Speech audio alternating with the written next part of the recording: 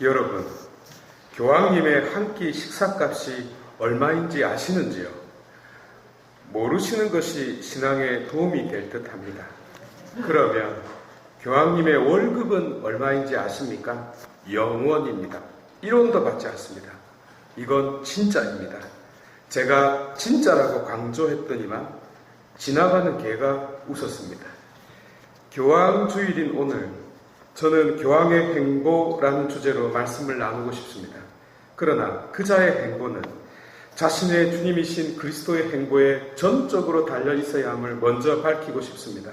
따라서 베드로가 배우고 습득해야 했던 길은 스승이 걸어가신 길 외에 다른 길일 수 없겠습니다. 그렇다면 베드로가 터득한 교황의 길, 나아가 교회가 걸어가야 할 길은 어디였고 어디이어야 하는지 함께 묵상했으면 좋겠습니다. 창녀들과 세리들, 그리고 죄인들과 어울려 음식을 같이 먹는 이 사람, 하여 그 이유를 물어보고 싶었는데 그분에게서 흘러넘치는 인간성의 깊은 소용돌이 때문에 감히 묻지 못하고 있던 터에 적대자들의 입에서부터 비롯된 질문으로 그 이유를 듣게 됩니다. 의사는 건강한 자에게 필요한 것이 아니라 앓는 사람들에게 필요합니다. 여러분은 가서 내가 원하는 것은 자비이지 제사가 아니다 라는 말씀이 무슨 뜻인지를 배우시오. 나는 의인이 아니라 죄인을 부르러 왔습니다.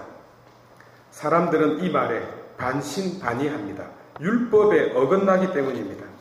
한 마리 잃어버린 양을 찾아 길을 떠나는 이 젊은 사람, 그러나 그의 이 비효율적인 행보에 의해서 수많은 죄와 도덕적 타락 때문에 아담처럼 하느님 앞에서 숨어야 했고 요나처럼 하느님을 피해 멀리 도피해야 했으며 베드로처럼 그분을 모른다거나 아무 관계도 없다고 말해야 했던 사람들이 이제는 그분과 이루 말할 수 없이 가깝게 있는 자기 자신을 발견하게 될 줄은 아무도 몰랐습니다. 일찍이 무슨 거창한 대가가 있으리라는 기대와는 달리 그런 것과는 전혀 관계없는 그분의 발걸음에 베드로와 다른 제자들의 마음속에는 의혹과 의심의 싹이 자라나고 있었습니다.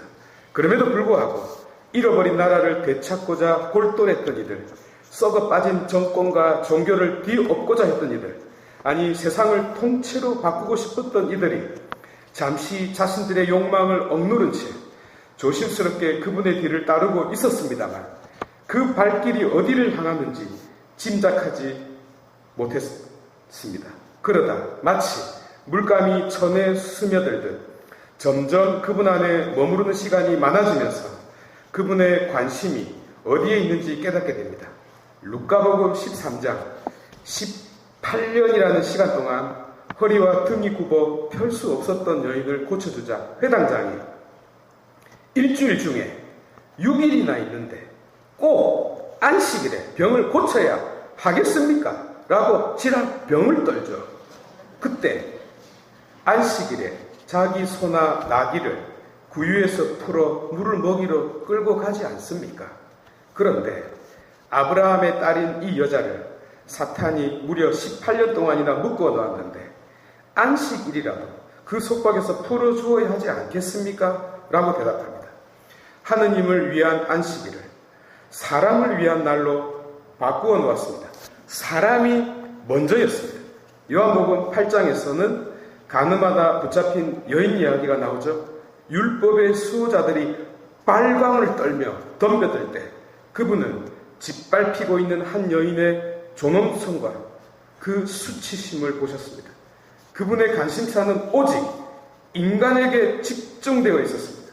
인간을 구원하는 것이 그분의 모든 최고 관심사였습니다. 그래서였을까요? 복음서들이 그분의 정체성을 밝힐 때 죄에 묶여있는 사람들을 풀어주려고 곧 인간에게 찰싹 붙어있는 죄가 아니라 죄와 떨어질 수 없는 인간에 대한 당신 관심사가 그 힌트가 되었습니다. 하여 그들 모두가 한결같이 죄 말고 우리와 똑같은 분으로 오신 분이라고 당당하게 서술할 수 있었습니다. 이 행보에 힘입어 죄는 미워하되 사람은 미워하지 말라는 말도 되지 않는 말까지 나올 수 있었던 것입니다. 이후 그분의 발자취도 발자취는 한결같았습니다. 비로소 제자들은 어떤 거대한 차이를 깨닫게 됩니다. 언제나 비극적 역사의 연속이었던 이스라엘은 당시 로마 제국에 점령하여 있었고, 지도자들은 그들의 허수아비에 불과했기 때문에 민족과 신앙의 정체성을 잃어버릴 위험에 처해 있었습니다. 여기서 열혈 당원들은 무장투쟁으로 대항합니다. 그 결과는 민족 전체의 자멸이었으니 불보듯 뻔했습니다. 그리스도 사후 결국 그렇게 되고 말았고요. 때문에 사람들은 정신적 마지노선이었던 율법에 그토록 집착할 수밖에 없었습니다. 율법에 대한 글자 그대로의 충실함이 바로 자신들을 지키는 파수꾼이자 민족적 저항이었던 것입니다. 그러나 제 아무리 사태가 악화될지라도, 곧 그 어떤 순간에라도 삶의 중심 한가운데에 존귀한 인간이 서 있어야 한다는 데에는 타협의 여지가 있을 수 없었습니다. 이것이 그분의 정신이자 가치였고 가르침의 모든 것이자 핵심이었습니다. 이를 지켜본 베드로는 잠시 어둠과 손을 잡기는 했지만 이내 그분에게 돌아옵니다. 왜냐하면 자신도 가련하고 비참한 한 인간에 불과하지만 죄인을 위한 주님의 은총을 떠올리지 않을 수 없었기 때문입니다. 여전히 자신은 존엄한 자였고 변함없이 하느님의 손길 안에 있었음을 느꼈기 때문입니다. 그러나 무엇보다도 자신을 위하여, 그리고 많은 사람들을 위하여 죄 없는 분이 십자가에 못 박혀 돌아가신 그 사랑에 고개 떨구지 않을 수 없었기 때문입니다. 이것이 베드로가 눈으로, 아니 온몸으로 바라보았던 그분의 발걸음이었습니다. 살아생전 단 한 번도 황제라는 거창한 칭호를 들어본 적도 없지만 교황의 출발이 된 베드로에게 있어서 가야 할 길은 스승 그리스도께서 가셨던 인간의 길, 겸손의 길, 사랑의 길 외에 다른 길이 있을 수 없었습니다. 만약 지금 베드로가 죽지 않고 살아있다면 모든 교황과 그리스도를 따르는 많은 이들에게 틀림없이 이렇게 말할 것입니다. 누구든지 설사 그 자가 교황이라 하더라도 그리스도의 이러한 길을 걷지 않는 자는 껍질은 제자일지라도 그 속은 그분의 제자가 될 수 없습니다. 라고 말입니다. 지세포 성도 여러분, 많은 이들이 성당에 다니면서 자신이 가톨릭 신앙을 믿는 이여서 자랑스럽게 생각하고 로마 교황에 소속되어 있음을 뿌듯해하고 자신이 정통이라고 목에 힘을 줍니다. 전부 절벽에 떨어지기를 바랍니다. 믿음은 어떤 종파가 따로 가지는 특권이 아니라 말 그대로 믿음에 충실한 자에게 주어지는 하느님의 은총일 뿐입니다. 베드로는 주님께서 걸으셨던 길을 걷지 않는 자들에게 통과의 전표를 찍어주지 않을 것입니다.